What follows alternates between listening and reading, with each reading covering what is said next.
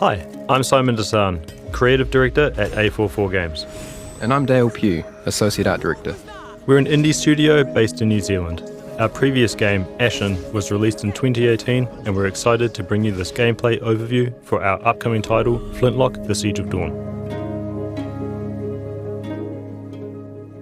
Flintlock is set in the world of Kian, 10 years after the door to the Great Below was opened, unleashing the gods and their armies of the dead.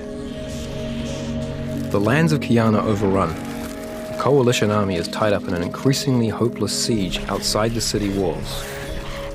There is no one to defend the small towns and villages against the roaming hordes of the dead. You play as Nor Vanek, a flintlock weapons expert in the coalition army, along with Inky, a mysterious fox-like companion who enhances your combat skills with his magical abilities. On your journey, you will combine gunpowder, magic, and steel to build your character into a fabled god killer.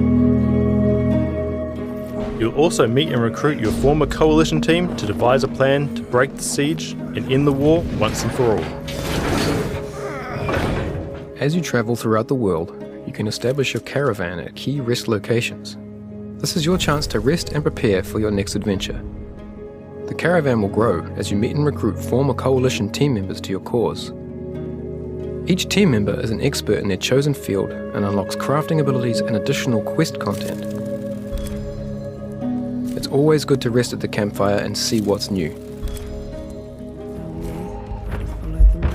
Building on our experience with Ashen, Flintlock retains elements of the Souls genre and infuses it with rapid mobility, resulting in dynamic and explosive combat, a style we call Souls Light. Flintlock's combat seamlessly interweaves melee and flintlock weapons with magic and rhythmic battles where combos chain together. Each enemy's attack pattern needs to be learned and mastered. Extreme mobility is a big part of the gameplay. It allows fluid and fast-paced action using your explosive black powder jump and dodge abilities. There are three main categories of weapon: melee weapons, such as Nor's axe, flintlock pistols, and secondary black powder weapons, including rifles and grenades. The axe, for example, is no woodcutter's tool. This brutally effective weapon, along with an array of other single-handed weapons, provide players with unique combat opportunities. Each weapon has a different modifier to enhance and change the gameplay. Flintlock weapons are the primary tool in your arsenal to fight the dead.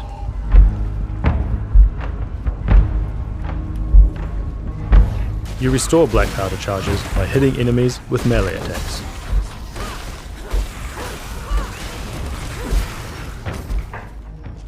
Secondary weapons are powerful flintlock firearms that require time and skill to reload.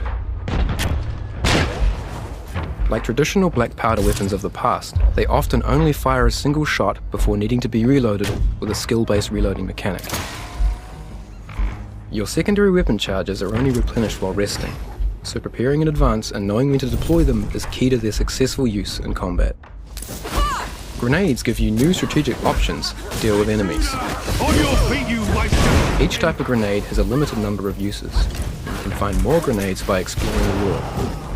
Much like the secondary weapons, you can restore your grenades by resting. The more grenades you pick up, the more you can throw between rests. Enemies can be engaged in a number of ways. Learning each enemy's moveset and mastering the best attack, counter-attack, and defensive moves are key to unlocking the full combat system in Flintlock.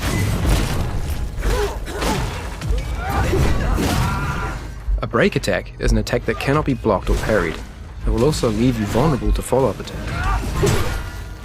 You can interrupt an enemy break attack with your flintlock arsenal, leaving the enemy open to a swift follow-up attack. With the right timing, a regular attack can be parried, opening the enemy up to counter-attacks and extra damage. The purple bar above the enemy is a priming indicator. Once an enemy is fully primed, you can perform a critical attack, which instantly defeats an unarmored enemy.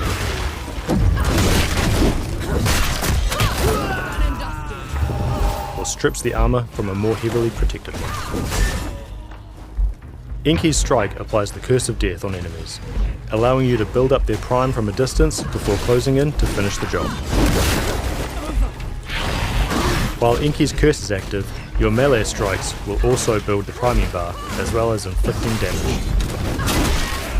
In addition to the Curse of Death, you can equip different curse stones to Inky. Each stone makes his striker play a different status effect, such as poison or weakness. As you increase your bond with Inky, you will unlock powerful magical abilities called Witherings. Inky's Withering gauge will build over time. When it's full, Nor and Inky can fuse together and unleash a devastating ultimate attack.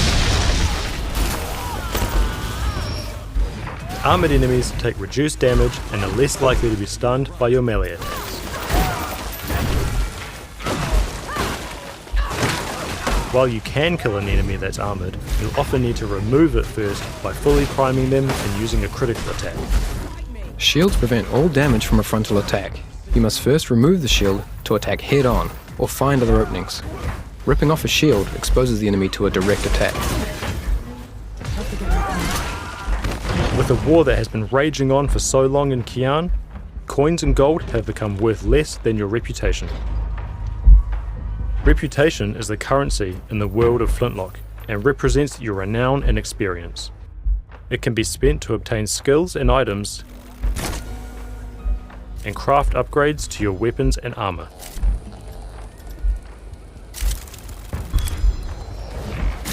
Engaging in combat and defeating enemies is one of the best ways to build your reputation. The combat reputation multiplier rewards you for using unique moves in combat. Each unique strike, jump or dodge you weave in builds your multiplier and increases the amount of reputation you gain.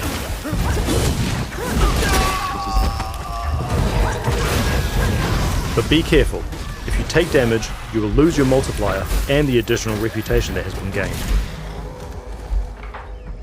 You can choose to bank your reputation at any point and the multiplier will be reset to 0.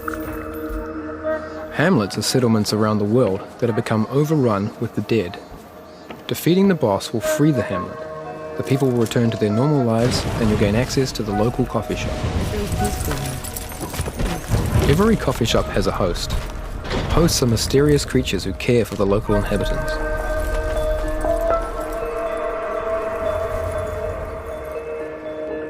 A host will give you an extra health restoration flask as a reward for getting rid of the dead. You'll also gain access to the shop, where you can cash in your reputation to buy clothing items and customize your look.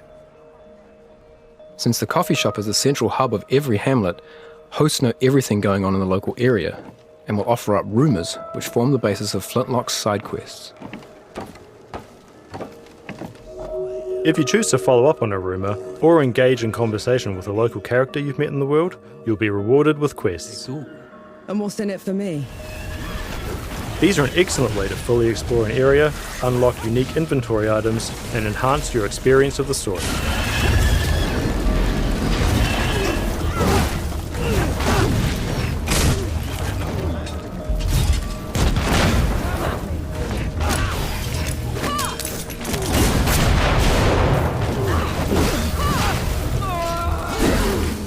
Even if you're not on a dedicated quest, it's always worth exploring off the main path, as there are often more challenging enemies and greater rewards to be had.